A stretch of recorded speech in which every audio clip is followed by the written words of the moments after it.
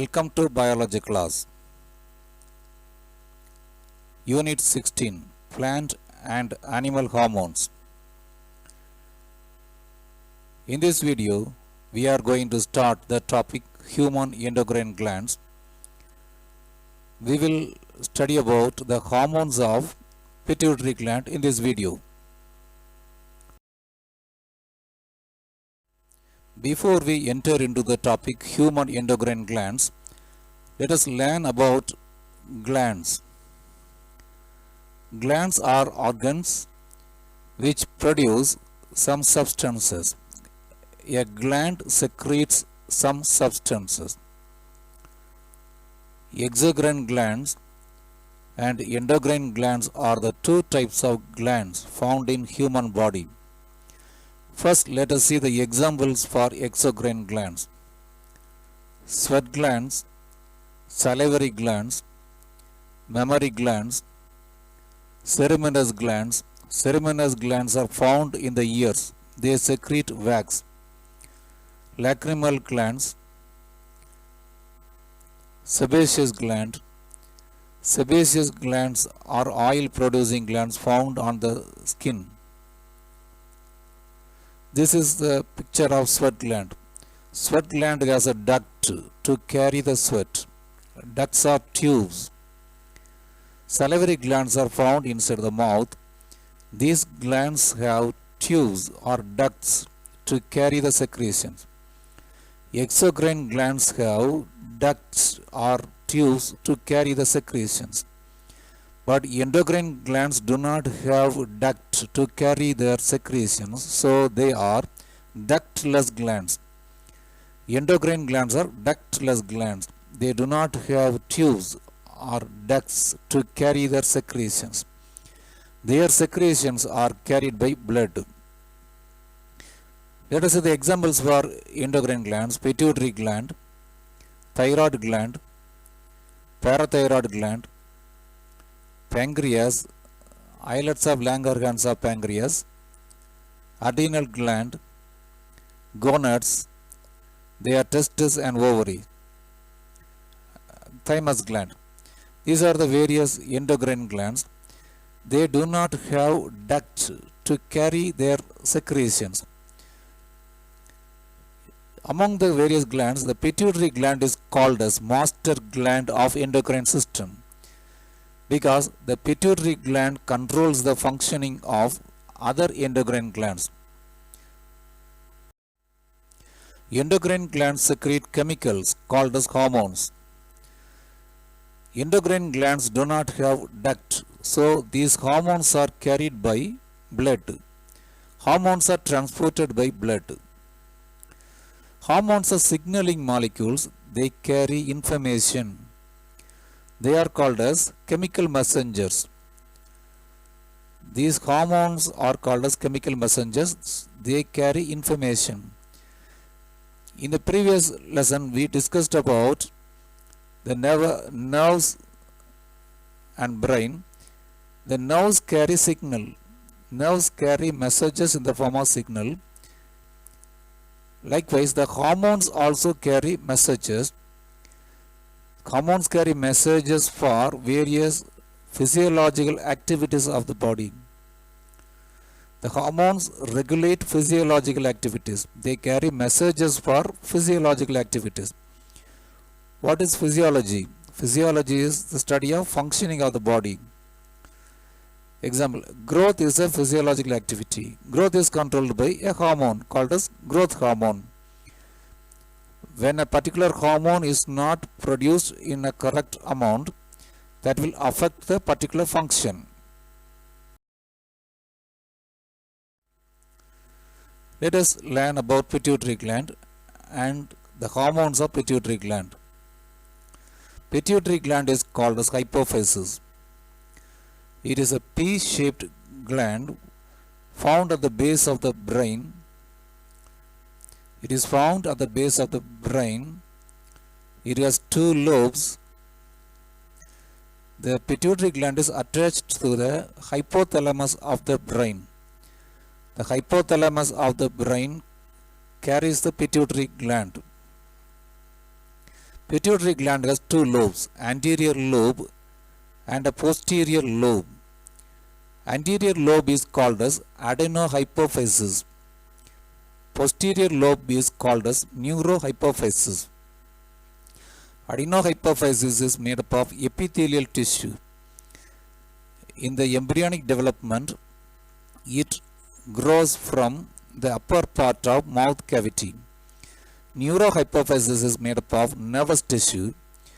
It forms a downward growth of hypothalamus. These two lobes are different in the structure, and these two lobes secrete different kinds of hormones. Pituitary gland is called as master gland because the hormones of pituitary gland control various other glands' activities. Now let us see the hormones secreted by anterior lobe. Anterior lobe of pituitary is called as adenohypophysis. It secretes 6 hormones: growth hormone, thyroid stimulating hormone, adrenocorticotropic hormone. These are the first 3 hormones. Follicle stimulating hormone, luteinizing hormone, prolactin. The last 3 hormones are called as gonadotropic hormones because they stimulate the gonads. Testes and ovaries are the gonads. The last 3 hormones act on the gonads, so they are called as gonadotropic hormones. Anterior pituitary secretes 6 hormones. They are growth hormone, thyroid stimulating hormone, adrenocorticotropic hormone, follicle stimulating hormone, luteinizing hormone, and prolactin. Growth hormone controls various activities related to the growth. The growth hormone promotes the development and enlargement of all tissues of the body.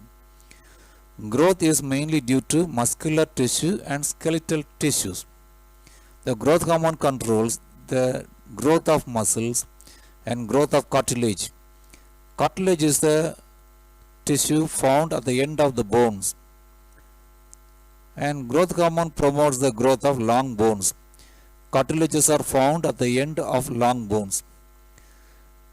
By promoting the growth of muscles, cartilage, and long bones, the growth hormone promotes the growth. Improper secretion of growth hormone leads to the following conditions. What is meant by improper secretion? When the secretion of growth hormone is more than the normal or below normal, that is called as improper secretion.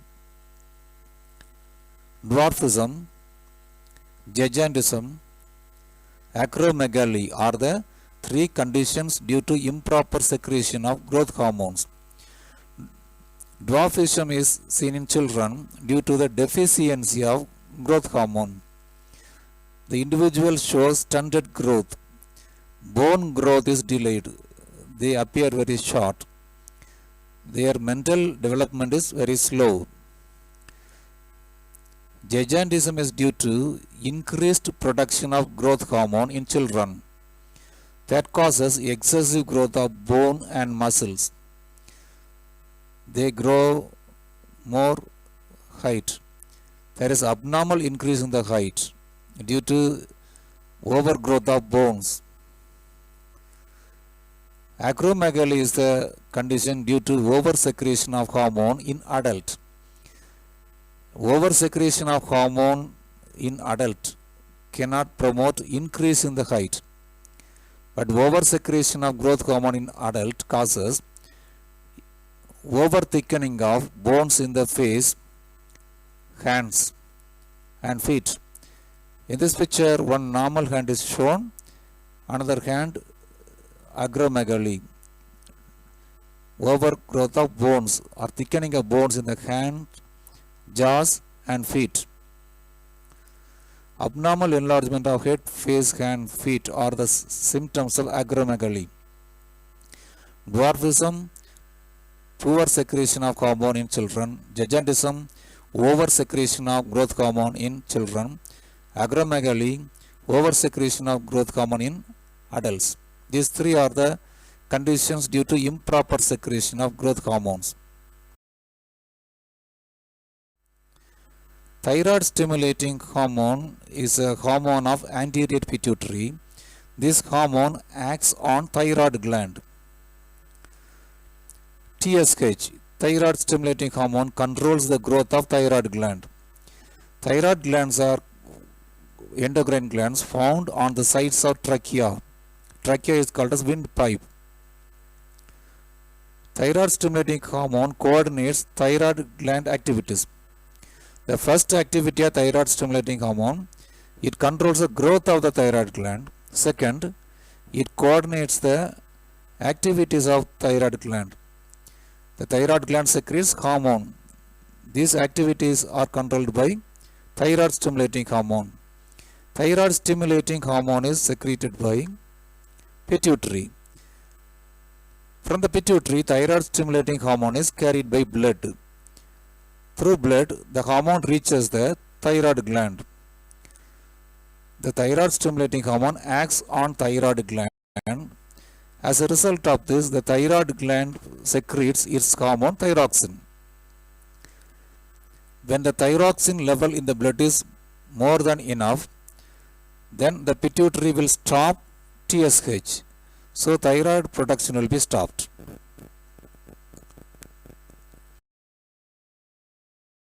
The second hormone of anterior pituitary is adrenocorticotrophic hormone. It stimulates adrenal cortex of the adrenal gland for the production of its hormone. It also influences protein synthesis in the adrenal cortex. Adrenal gland, the pair of glands are found at the top of kidneys. Renus means kidneys, ad means above. Adrenal glands are found at the top of kidneys. They are triangular shaped glands.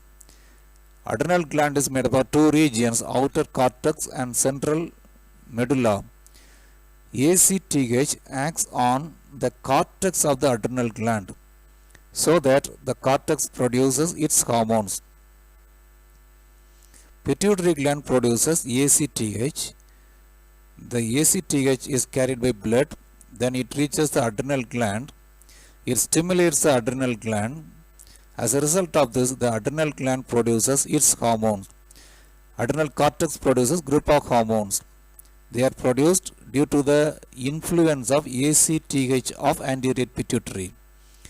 If the anterior pituitary stops production of the ACTH, adrenal cortex will stop the hormone synthesis. Gonadotrophic hormones act on gonads. Testes and ovaries are gonads. The first gonadotrophic hormone is FSH, follicle stimulating hormone. It acts on both testes and ovaries. In testes, the follicle stimulating hormone acts on germinal epithelial cells. Germinal epithelial cells are found inside the seminiferous tubules. Each testis is made up of long tubules, coiled tubules called as seminiferous tubules. The seminiferous tubules are lined by germinal epithelial cells. These cells are stimulated by FSH. In male, FSH stimulates the germinal epithelium of testes for the formation of sperms. The germinal epithelial cells produce sperms due to the influence of FSH. In females, the FSH acts on ovarian follicles. Each ovary has number of follicle cells. The follicle cells are stimulated by FSH called as follicle stimulating hormone. In female, the follicle stimulating hormone initiates the growth of ovarian follicles and the development in ovary. The development of ovarian follicles inside the ovary is stimulated by follicle stimulating hormone. When the follicles grow, the ovum also grows. Luteinizing hormone is the second gonadotrophic hormone. In male, the luteinizing hormone acts on Leydig cells. Leydig cells are the cells found in between the seminiferous tubules. Each testis is made up of seminiferous tubules. In between the seminiferous tubules, Leydig cells are found. The Leydig cells are stimulated by luteinizing hormone so that the Leydig cells secrete a hormone testosterone. In male, LH promotes the Leydig cells of the testes to secrete male sex hormone testosterone. In ovaries, the LH causes ovulation due to the rupture of mature Graafian follicle. Release of ovum from ovary is called as ovulation. Ovum comes out of the ovary after the rupture of Graafian follicle. Mature ovum is covered by follicle cells, form a structure called as Graafian follicle. Graafian follicle opens and ovum comes out of the ovary. This is called as ovulation. This is caused by LH hormone in female. After ovulation, the corpus luteum develops. After the expulsion of ovum, the remaining follicle cells assemble and form a structure called as corpus luteum. Corpus luteum functions as endocrine gland. It produces two hormones, they are estrogen and progesterone. LH in male causes testosterone hormone production. In female, LH causes ovulation. After ovulation, the LH causes the formation of corpus luteum in females. The corpus luteum secretes two hormones, they are estrogen and progesterone. Prolactin is the third gonadotrophic hormone. It is also called as lactogenic hormone. Lactose is a milk sugar. This hormone initiates the development of mammary glands during pregnancy. Mammary glands are milk producing glands, and this hormone stimulates the production of milk after childbirth.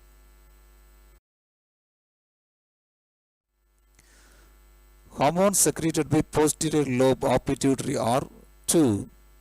Posterior lobe of pituitary is called as neurohypophysis. It secretes two hormones. They are vasopressin or antidiuretic hormone. The second hormone is oxytocin. Oxytocin helps childbirth. Antidiuretic hormone prevents water loss through urine. First, let us see the vasopressin or antidiuretic hormone. It is called as vasopressin because it presses the blood vessels and increases blood pressure. It is also called as antidiuretic hormone because it prevents dilute urine formation. It prevents water loss through urine. In kidneys, the vasopressin or antidiuretic hormone increases reabsorption of water. We drink water from the blood, water enters into the kidneys. All the water is not excreted with urine. More amount of water is reabsorbed into the blood. This is due to antidiuretic hormone. So it reduces water loss through urine. If the antidiuretic hormone is low level, the deficiency of ADH causes disease, diabetes insipidus. From the kidneys, water cannot be reabsorbed, so more water will be lost through urine. This is called a diabetes insipidus. Diabetes insipidus is a condition of reduction of reabsorption of water due to deficiency of ADH. So there is increase in urine output. Increase in urine output is called as polyuria. The individual will be more thirsty, so they drink more and more water. Oxytocin is the second hormone of neurohypophysis. Posterior pituitary is neurohypophysis. Oxytocin helps the contraction of smooth muscles of uterus at the time of childbirth. So it helps in childbirth. After childbirth, it causes milk digestion from the mammary glands. In this video, we have learned the hormones of anterior pituitary and posterior pituitary.